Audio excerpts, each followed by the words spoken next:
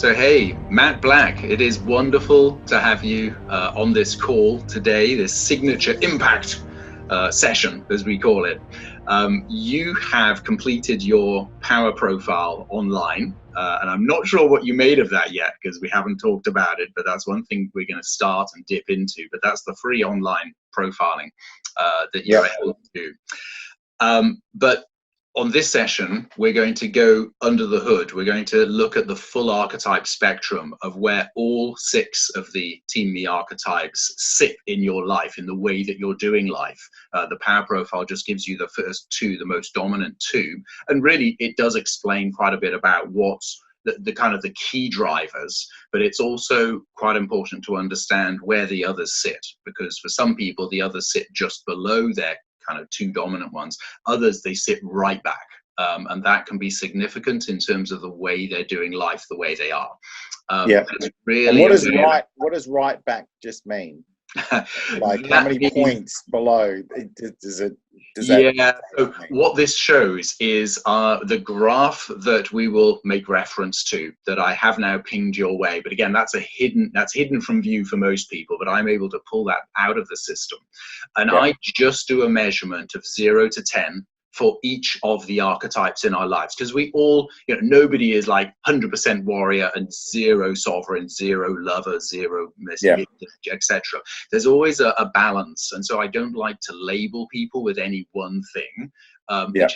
Power profile at least shows you the 2 strongest, but it can be that somebody's just a 7 on sovereign, but they're actually then a 6 on sage, so they come over as a sovereign sage. But the warrior could be a 2, or it could be a 5.5. And that will make a big difference about how they go about life. And what I'll take back to you is what I think goes on in your head when you're in particular situations. And I want to hear back from you if that fits, if that makes sense. Or you might say, well, sometimes that's true, sometimes it isn't. And that's the kind of conversation that we can have once we've got this profile defined. So some people, it shows us where we're strong. For some people, it shows them where they're stuck and why they're stuck. And it's because they're just not looking at their situation with a certain perspective that could be really useful. But it usually also shows, where we're strong, which means where we have been successful in the past. This profile shows why we were successful. It's because we naturally go to certain character types that are successful in those situations. So with you running multiple business, having started as an entrepreneur, a serial entrepreneur, having set up multiple, not just projects, but whole companies, we do expect the sovereign to be quite strong, and that is immediately apparent from the profile itself. So what I would like to also do, though, is as we go through the conversation, is we'll look at some of the other characters and start exploring what would happen if we move some of these higher, if we push them up a little bit. And then also, if you're happy to go there, talk a little bit about future focus and vision, where next for you, and how those archetypal characters could play a role in driving that forward. It might be more of the same. I know how I work. I know how I'm successful. I know why I get the success that I do, and I just need to keep doing more of that, but maybe in this field or with that opportunity. Or it may be actually there's a chance to change things up, or there's even something here about the teams you're working with to look at the balance of who else could you bring in. Sometimes that's what comes out of these conversations. So I blabbed, but I wanted to set the scene here. And I will spend just a little bit of time in terms of making sure we're clear on who these characters are, because I know for you, many of these characters are kind of fairly new, but we'll find that they tap into things that have always been there inside all of us. So that's absolutely key for us to understand. So let's start with a little bit about you. Tell me a little bit about who you are, where you're at. I just know you as an author and as a serial entrepreneur, but you round that up a little bit, fill that out just a little bit for a moment. So now, currently, history, what would you like? Let's a tiny bit of history, a little bit of where you are at now, and maybe even a look to the future as well. Okay, so born and raised in the outback, middle of nowhere. 9 out of 10 things that'll kill you live in my backyard. And I left home when I was 14. I slept on people's couches and put myself through high school and then on to college, where I started studying graphic design. Basically, I always wanted to be whatever my parents and all the people around me were. I wanted to be the opposite. So they all drank beer and wanted to work in the mines and wanted to become like their fathers, having a big flash car and having plenty of money and going fishing on the weekend and drinking on a Friday and Saturday night and going home to their wife. It's basically their slave on a Sunday, and wherever they wanted their clothes washing and their food. That was the complete male chauvinistic environment that I grew up in. And I wanted to be, I drank Scotch because they drank beer. I voted Liberal because they voted Labor, and on it goes from there.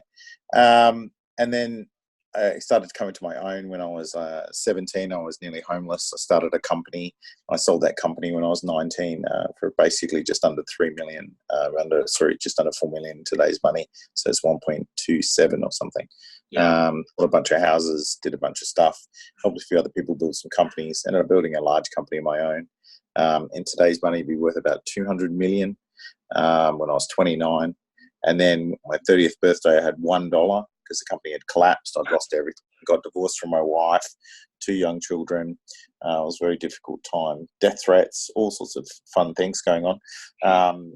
Met another girl. Ended up moving to San Francisco, Silicon Valley. Started charging myself out at a ridiculous price as a strategic consultant under encouragement of a lot of people I met, and was a millionaire again when I was 31. So up and down. And then I've been comfortable since. I've started and exited a number of companies. Not all of the projects I work on are successful. I mean, that's part of being an entrepreneur, is that things fail, and they tend to fail pretty quickly. But I have a particular knack for starting and launching companies very quickly. So I'm fast in, fast out. I'm never I haven't got the personality to kind of hang around for ages and work on businesses. Once they've come from the idea stage and they're out in the world and they're starting to make money and starting to get traction, I'm kind of getting bored with them and I'm ready to get rid of them pretty quick. So the fastest turnaround for me was 6 weeks. Wow. And then the one before that was about 3 months. So yeah, pretty quick in and out.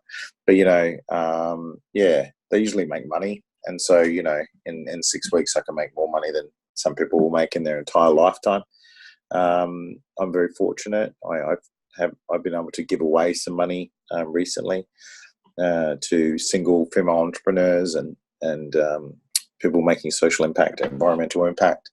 I'm dramatically reducing my personal wealth and my carbon footprint. I'm thinking about moving to a smaller house. Thinking about getting rid of my car. Only take the train everywhere if I can. Just like, just what can I, how much do I need? Like what do I need in my life? Money is definitely not one of the things that drives me. It did when I was young, but certainly doesn't now. And my new book's coming out early next year. Hope maybe even with a preview book, like a mini book, 3 chapters coming out towards the end of this year, just before Christmas or New Year. And of course, it's called How to Change the World and Other Handy Tips. And it's based on entrepreneurial thinking and being able to make dramatic change in a very short period of time with virtually no resources. For example, with my Women in Business television show, I spent 15 grand. I hope I influenced the lives of over 1 million women around the world, and I sold that television show for $450K. So that's a very short period of time, 3 months, start to finish. And so affecting the lives of 1 million people, making, some people on a $50,000 a year job would take them 30 years or 40 years to save up that much money. And I made it in 3 months. So it's like transformational money. And as well as that, massive impact on the world. And I specifically did that project using some very specific thinking and strategy. And now I've kind of used that as the basis for my new book. So being able to have average person being able to transform stuff. And what the future for me looks like, just more of the same, more of trying to enable people to transform stuff that's kind of in their way. And I'm hoping that there'll be a bunch of people that I can enable to do things around the environment, some of the social, political issues we've got around, things like that. Some Wow. cool stuff that I don't know how to do. That's great. So I've heard you introduce yourself a couple of times at speaking events, but there's some detail there that I had not understood or appreciated, especially about where you're at now, actually, and where you're seeing yourself as an individual going forward, but also a little bit of an insight into the way you tackle those businesses as an opportunity comes up. So it's really interesting to look at your archetype profile in the light of what you've now shared, because there are some dynamics there and there's some language patterns that you're using in the description of yourself that do actually reflect these characters. So do you remember the power profile? What did you get as your power profile sort of response initially? So it was a sovereign with a mystic kind of thing back up. Yeah. And I was just looking at how it's got left brain, right brain, and which one's a which. And the sovereign warrior, left brain, which is right hand, makes a lot of sense. So it's much more logical, much more orientated around goals. And then the mystic jester as the left brain stuff is fairly strong as well, which makes a lot of sense as well. I haven't really dug into the sub-profiles of warrior and jester and knowing exactly what they look like. But a lot of the kind of description within sovereign makes sense. Not all of it, obviously. It's never 100% fit, but it's really interesting thinking, and it does kind of reflect my, I don't know, ideal of myself, I suppose. I mean, I have got up in front of crowds before and said, look, my wife went mental at me. I used to say in a particular talk, I'm a CEO type founder, as opposed to, hipster, hacker, hustler, those type of typical profiles that people talk about. So I still call myself a CEO type. And she's like, it's so cocky. I'm like, I'm sorry. It's just who I am. I don't need to know how to do media to have a media company. I just need to be the CEO. And I just get the appropriate people in. And I've actually, I've used the word minions before, not in a diminutive or a slangy kind of sense. Just like they are workers with very specific key things they need to do, and they know how to do them. And you get them in, you make them work, and then you get rid of them. And that's the gig society and the way modern world works. And it's really funny that I use these terminologies and this thinking, and then I'm reading this archetype which says queen, king, emperor, captain of industry, commanding, decisive, self-assured, securing their power, blah, blah, blah, and takes responsibility of the people. It's just exactly what I do. Right. Yeah, so that's the evident thing, and it's good because I do a lot of stuff with coaches, some therapists and coaches, and always the mystic is strong with these people because transformation is what they are about. And the way that they go about that can be different ways. Some of them then go into an analytical sage approach to get that transformation. Some of them go to that lover approach where it's all nurture, and connection to get that transformation. Some of them will push with a bit of warrior and a bit of sovereign, but you tend to see less of them. So when I saw your profile, I thought, yep, that matches the guy that I do know. And now even more of that's coming out. And it's a great contrast compared to many of the people that I have been working with in the past. But I do find that the entrepreneur types have to have something fairly strong with the sovereign in order to command their territory, in order to carve out a territory and say, this is my realm, this is my territory, this is now what I'm doing. I have a vision. Now, who's with me? Who do I need to make this happen? And you're absolutely right. I mean, you've put it on the nail on the head with you're that CEO type. You're not just somebody who's just got an idea and just kind of stumbles into it. You're into that. Here's an idea. How do we make it happen? We need to set boundaries.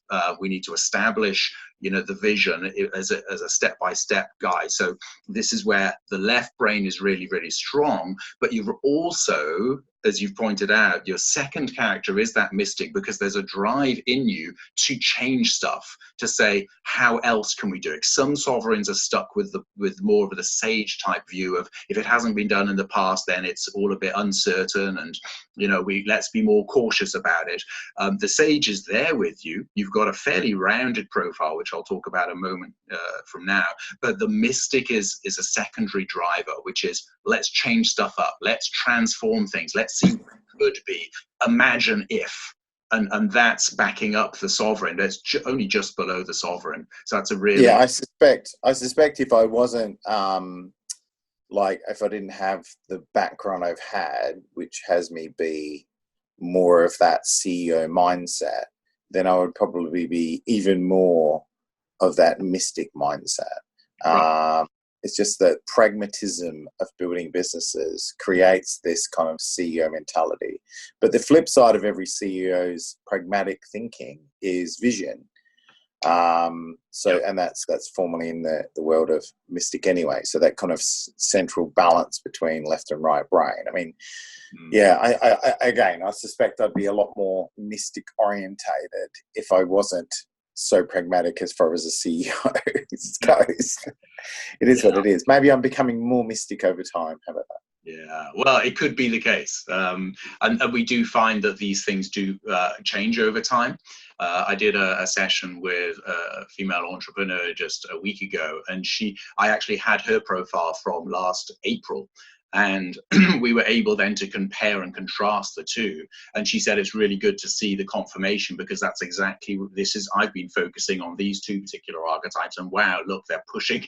They were right up near the 10s, actually. It was really strong. And her warrior had come back down a bit, because she just said that I'd done a lot of that and it was necessary at the time, but actually it began to be, I was hammering too hard on the wrong doors. And actually I needed to move more into that mystic space in order just to appreciate the bigger picture, the wider picture, and to have a sense of belief that I'm on the right path, and to tap more into that, rather than I'm going to hammer at this and make it happen. I'm going to bash that door down, whatever the resistance. And now the mystic doesn't go with that resistance very often. It's more like I will flow rather than hammer down. But your warrior is still pretty strong. And so once you've got that vision, once you've established what your realm is going to look like, once you've got a framework and a structure, the warrior is actually the next one, which is like, right, now that I've got that, make it happen. Let's just drive this forward. And there's an energy to establishing,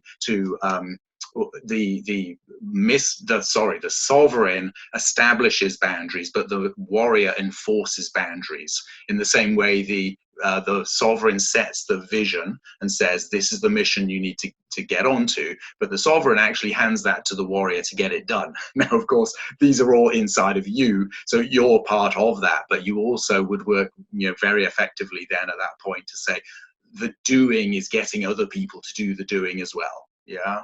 And that's where the sovereign still stays where the sovereign is, in that preeminent position.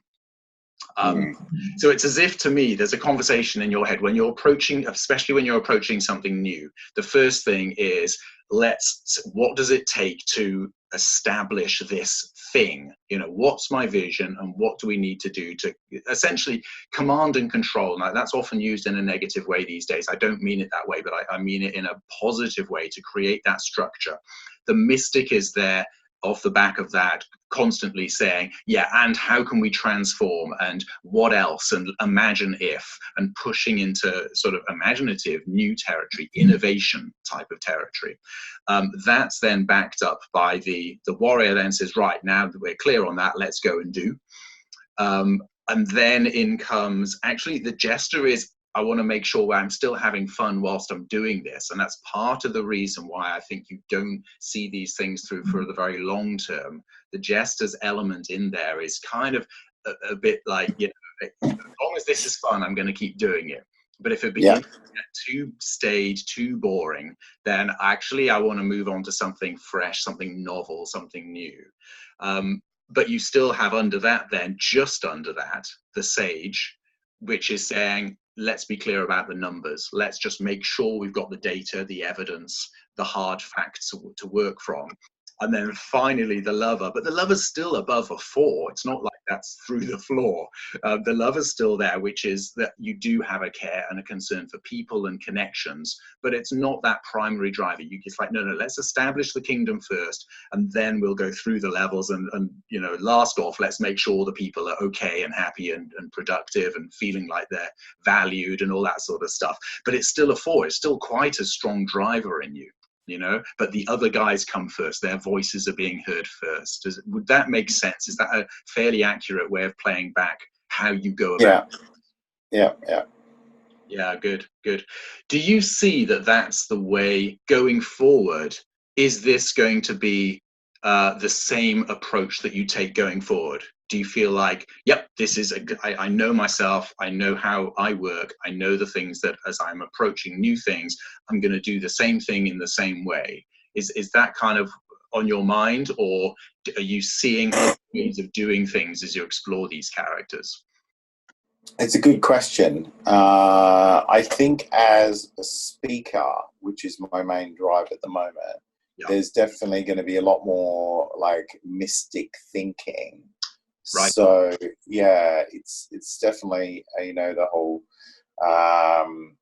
visionary, creative, enigmatic. Enigmatic is something actually I've always thought of myself as one of my core things. I don't tend to I share a lot, but I share certain things from a certain perspective. So like you hear a lot of information from a teacher or a lecturer, but you don't necessarily know who they are. That kind of thing, Right. So I think that direction is probably something I feel like whether I will become more of that or I'm just going to be doing more of that. I think doing more, the idea of developing a little bit more of charisma, a little bit more, powerful presence, I think is really important for me to be a successful speaker. And I think that in some of my writing, I'm kind of writing in kind of more of a mystic way at the moment, rather than any other type of archetype that I can see. Yeah, interesting stuff. So it's one point that to highlight is the fact is I've heard you speaking on 2 occasions when you were speaking. You talked about customer service and said, is it necessary to have good customer service? And you were giving examples of many organizations where customer service really isn't that strong, and doesn't actually needs to be in order for them to make a success of things. And I was interested to notice then that the lover is that connection people, that nurturing, empathetic part. It's still pretty strong actually, but it is last of the list. And I was wondering if there was a connection between the two. 100%. I'm definitely much more about getting stuff done rather than kind of nurturing people. But the other, it's just never been like part of my personality. That said, it tends to be nurturing people in the world as opposed to people that are close to me. And I think the flip side of that is this, the kind of warrior part, which is very protective. I'm super protective over my kids, for example, and my relationships. To the point that I suppose every parent does lie awake at night worrying about what's going to happen to them as they walk to school or whatever. But I even worry about my 24-year-old, So it's I don't know whether that's something that's normal or not normal, but it does tend to stick with me, worrying about defending my stuff and my little tribe as opposed to other people. I'm not so attached to the outcomes that other people get as far as emotionally goes in like as an individual. As a lot of people in a big lump, I care about moving the world forward in a big way. So I would rather help 1 million people transform their lives and put lots of work into that than volunteer down the local soup kitchen and hand out soup to 2 or 3 people. Do you know what I mean? That's the way I work. Whereas someone who's more nurturing might rather go down and meet people in person and sit with them and hold their hand, and like that's not me at all. And a good example is when I would do Scouts. I helped Boy Scouts of America in America, and here in the UK, I helped Scouts as well. And I helped 13,000 kids in London, and I raised like 3,000 new kids into the program, and raised 2,000 odd individual volunteers for across 150 plus charities in London. And I'll do that happily, and I'll work my little ass off to do thousands and thousands of people and thousands of things. But and that's great. I'm good at that. And yet I don't want to go down to an individual group and sit down with one person and have a little chat to them about how their volunteering is going. It feels like a waste of time to me. You know what I mean? There's different people at the low levels that are happy to do that interaction. I'd rather work with hundreds and thousands. Yeah, and that's very much reflected in that sovereign profile. That with the sovereign being as strong as it is, then it is that acting like the king. And we need people to be doing that. Otherwise, nobody would take responsibility for the bigger picture. And you can't have a society where everybody's just looking after the one-on-one sort of things. It's a vital part of it.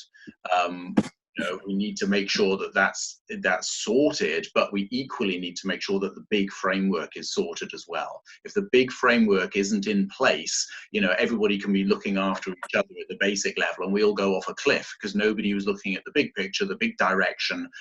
Are we all moving as a society in the right way? I suppose it's like the general, right? Who's willing to send 1,000 men in to die, knowing that 10,000 will be saved. Those type of decisions, they're the kind of things that I can make really quickly and easily. Not everybody can have that kind of level of a disconnection. Yes. All these young boys are going to go and die today. Sorry. Yeah. And then I turn around and go on to the next thing. You know what I mean? And a lot of people, like I had a friend of mine once upon a time said I was really cold. And I think that, it's not about being cold. It's about being that combination of caring enough to be able to make the decision to save the 10,000 and give the 1,000 up, versus not making a decision. You know what I mean? Like being in a position of authority under a lot of my life. You need to be decisive. Being a great CEO is about making decisions and wearing them, and whether they're right or wrong. And if they're wrong, being able to admit, sorry, I was wrong, and we'll go and do something else different now. Yeah. Because I've had to do that. I've had to walk into a room and say, I'm sorry, everybody, we've mucked up. You're all fired. 137 people. Wow. With their livelihoods and their families and everything else. And I've had to do that when I was 20 something. So, it wasn't good, but it is what it is. Yeah, so that it's a real challenge, but you've got the capacity to do that, whereas some people it would completely destroy them to have to do so. And it's never pleasant, but there's a certain type of person who's able to bring that forward. And with the sovereign being as strong as the sovereign is with you, even though the mystic is looking for a better future, you're also quite pragmatic. So the sage is also, relatively strong. You've got the warrior who's prepared to do whatever it takes to get the mission sorted. And just below that, then, you do have the jester in there, but the sage isn't, the sage is also in there where it's like, let's pay attention to the numbers. There are numbers that do tell a story. A fabulous exploration of who you are, what makes you tick, and how the profile does reflect then the things that are driving you. They have done and they currently are, and with a view to the future, interesting to see if that mystic then does actually even step up a little bit above the sovereign to enter into that territory as you're beginning to bring a slightly different message, but it's still that message of what we can do together. But there's a transformation sort of message. This is what I'm hearing, and I can't wait for your book to come out as well. So the book is what? How to Change the World. And other handy tips. So we'll look out for that definitely, and share that with the world when that comes out. Your previous one, was it the Black Book for Entrepreneurs? Is that how it was titled? Yeah, the little black book for entrepreneurs. Yeah. The second edition came out less than a week ago. Oh, right. To do some promotion promotion on it just pre-Christmas. Hopefully people will pick up a copy for their significant other and they might be starting a business. Yeah. Excellent. Well, look, we'll make sure that gets linked in with anything we do with this recording now. We'll make sure that gets shared as well, because that has some extraordinary reviews online. All sorts of people. Just I came across it a good few years ago, but it's some really solid tips and advice and just prompts things that we need to account for. So that's a mighty useful book, and you can see why it was such a success. Yeah, it's interesting because it's entrepreneurs that rave about it the most. People that have already started a business successfully. Yeah. They're like, oh, I wish I knew this stuff. Yeah, people right. That are just starting are like, oh, I don't get it, or it's it's too simple, or like, oh, seriously, you have no idea. Yeah. I've given it for free away for quite a while now. I think I've given away, I don't know, in money value, like £3 million worth of books. Yeah. And it's amazing to me that people that the higher up the food chain they are, like I'm ex-consultant from McKinsey or some big consulting firm or accounting firm or something. I know better.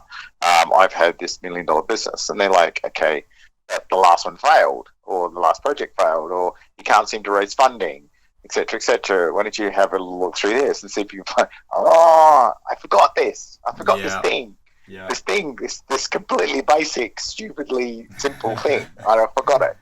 Yeah, that's why it's broken. Excellent. So you got to get the simple stuff right. I always feel like I pitch too low sometimes.